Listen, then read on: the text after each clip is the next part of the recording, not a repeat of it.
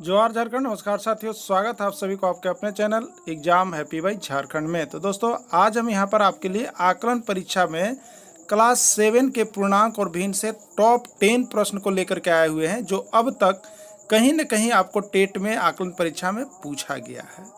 तो ऐसे सारे प्रश्न के एनसीईआरटी का नोट्स पीडीएफ को आप अंतिम तक जरूर देख लीजिएगा, क्योंकि आपके यहाँ भी जो परीक्षाएं होने वाली है, चाहे सीटेट की बात करें, आकलन परीक्षा की बात करें, जेटेट की बात करें, यहाँ से एक प्रश्न आपका निकल करके अवश्य आएगा।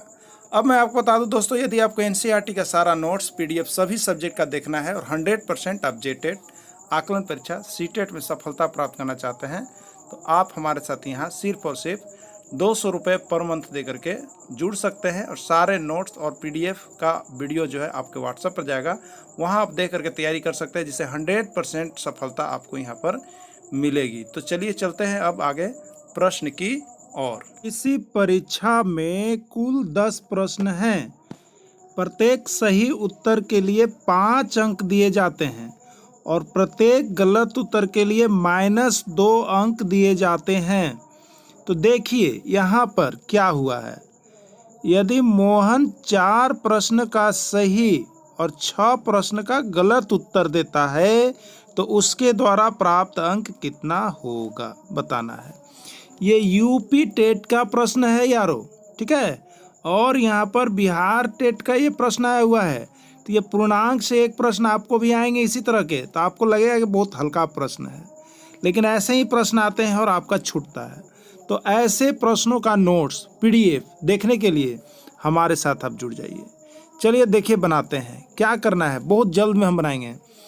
प्राप्त अंक कितना है, यानी उसको कितना अंक मिला है। तो प्राप्त अंक बराबर क्या हो जाएगा, तो कितना सही उत्तर देते हैं और कितना गलत उत्तर देते हैं, ठीक है।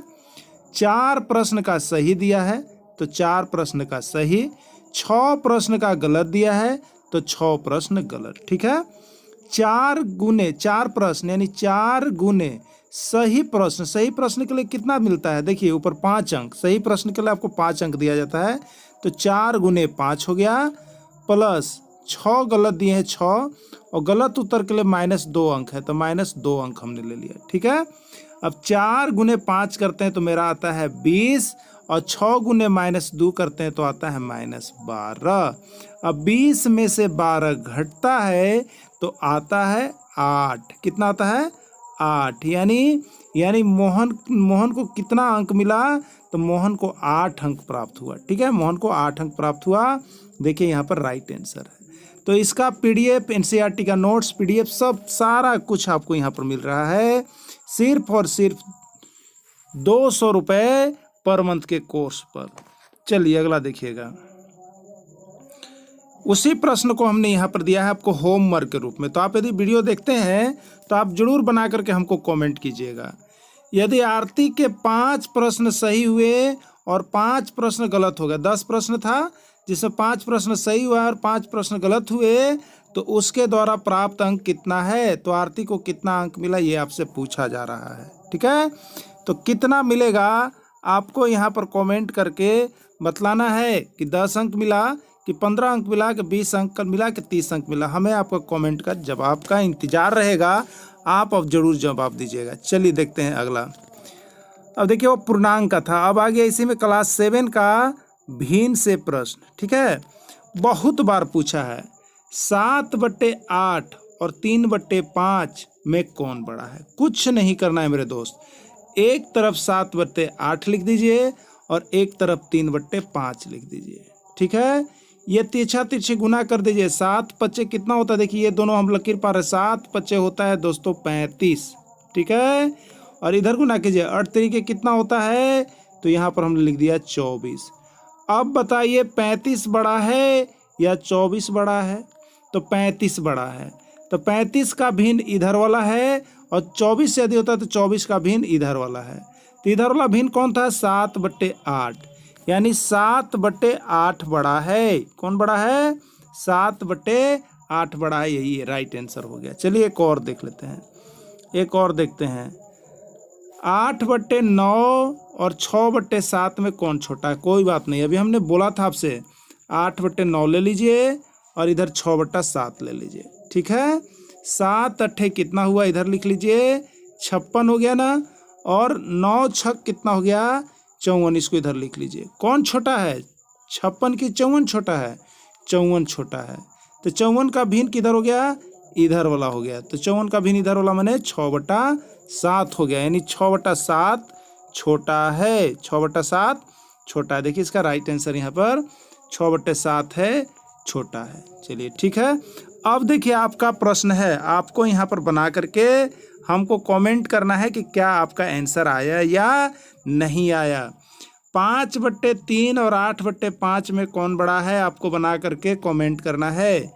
3/4 और 7/2 में कौन बड़ा है, आपको बना करके कमेंट करना है।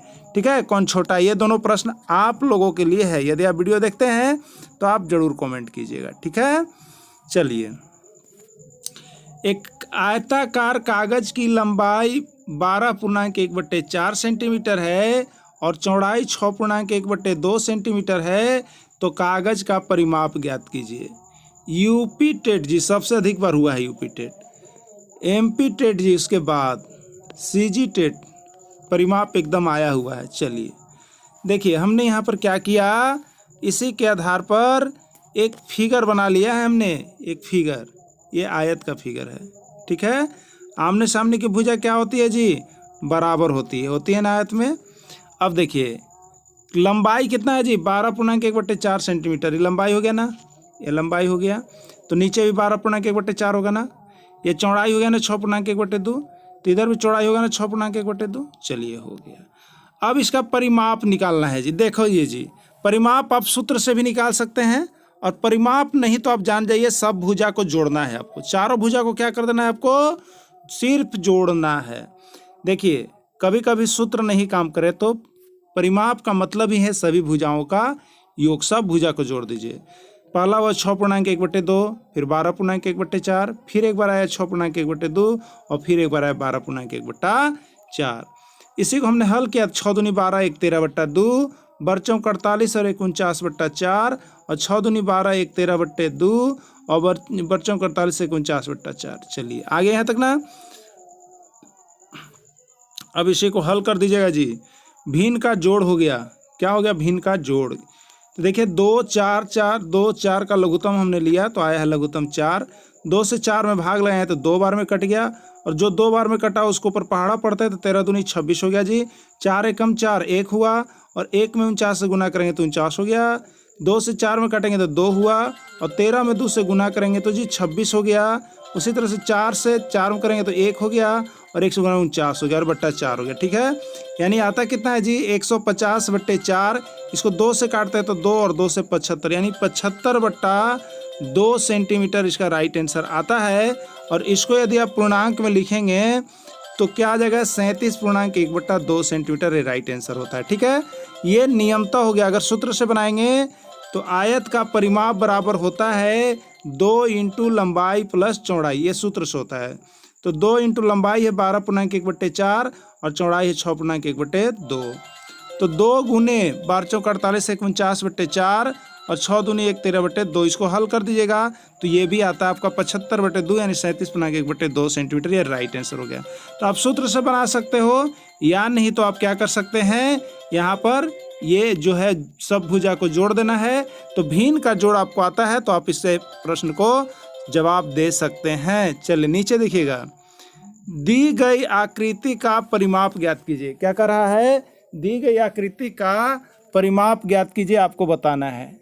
ठीक है, तो चलिए दी गई आकृति का परिमाप हम यहाँ पर निकाल लेंगे। कैसे निकालते हैं, तो देखिए यहाँ पर ए है, बी है, सी है, डी है, ई है, एफ है। इसका परिमाप निकालना है जी। बहुत अच्छा क्वेश्चन है, बहुत अच्छा क्वेश्चन। देखिए जोड़ना शुरू कीजिए, ए से, ए बी, बी सी, ठीक है, A B, B C D, D E F, F G, G H I, A I, यहाँ पर लास्ट हो गया ए पर आके। ठीक है, अब इसको आप जब जोड़ते हैं तो देखिए कितना आता है यहाँ पर, 3 centimetre, 3 centimetre, 1 centimetre, 1 centimetre, 2 centimetre, सारा चीज़ को हमने जोड़ दिया तो यहाँ पर देखिए आता है आपका 16 सेंटीमीटर और यही होता है आपका राइट आंसर। चलिए एक प्रश्न अब आप लोगों के लिए। देखिए यहाँ पर फिगर हमने दिया है, ये फिगर हमने दे दिया है। अब आपको इसका परिमाप बताना है कि क्या आंसर होगा। ठीक है, 11 होगा, 12 होगा, 13 होगा, 14 होगा या क्या होगा, ये आप लोगों को कमेंट करना है बना करके। ठीक है, चलिए आगे देखते हैं भिन्न से और प्रश्न। महादेव के पास 15 गेंद है और रवि के पास महादेव के गेंदों का 1/3 है, तो रवि के पास कितने गेंद है आपसे पूछा गया है। 2 है, 5 है, 8 है या 10 है। देखिए रवि के पास गेंद की संख्या कितना कर रहा है, रवि के पास महादेव के गेंद का 1/3 है और महादेव के पास कितना गेंद है, 15। तो देखिए रवि के पास यहाँ बनाया हुआ है, रवि के पास गेंद बराबर महादेव के गेंद का 1/3 भाग, और महादेव के पास 15 गेंद है तो 15 का 1/3, तो 15 और का मतलब हो गया गुना 1/3, 3 पचे 15, यानी 15 का 1/3 भाग हमें निकाल लेना है। ठीक है, तो 15 हो गया, कहाँ मैंने गुना हो गया 1/3, 3 पचे 15, ओके हो गया, 5 गेंद है। चलिए अगला, राम के पास 20 गेंद है और श्याम के पास राम के गेंद का 1/5 भाग है, श्याम के पास कितना गेंद है। ठीक है, श्याम के पास कितना गेंद है आपको बताना है ना।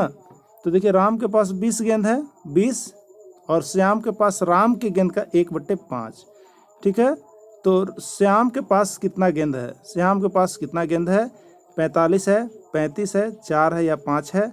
आपको बना करके इसका कमेंट का जवाब देना है, आप जरूर दीजिएगा। ठीक है, चलिए एक प्रश्न और।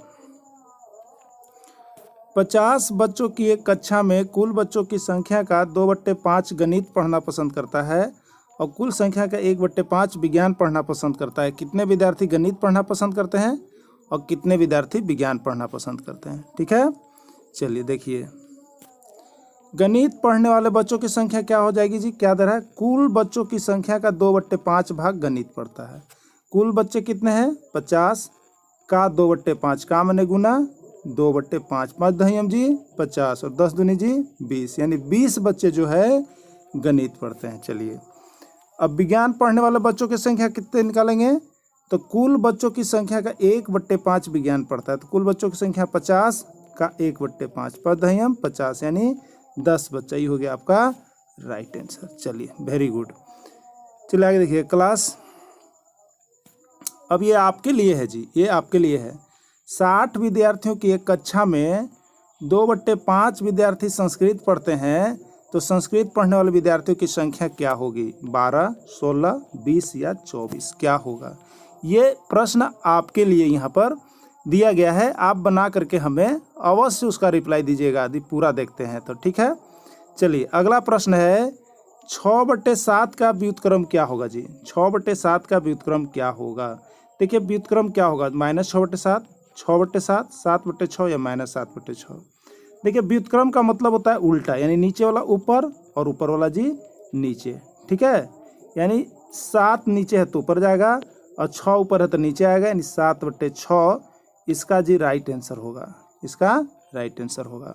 अब एक प्रश्न आपके लिए, क्या 7/8 का व्युत्क्रम बताइए, 7/8 का व्युत्क्रम बताइए, ये आपके लिए है। दोस्तों यदि अच्छा लगता है और आपको सारे एनसीईआरटी का नोट्स और पीडीएफ यहाँ पर सारे सब्जेक्ट का हमारे साथ जुड़ करके देखते रहना है, तो आपको सिर्फ और सिर्फ 200 रुपये पर मंथ पर यहाँ पर सारी सुविधा प्रदान की जा रही है। आप हमारे साथ जुड़ सकते हैं, वीडियो के अंत तक जुड़े रहें। इसके लिए आप सभी को बहुत बहुत धन्यवाद।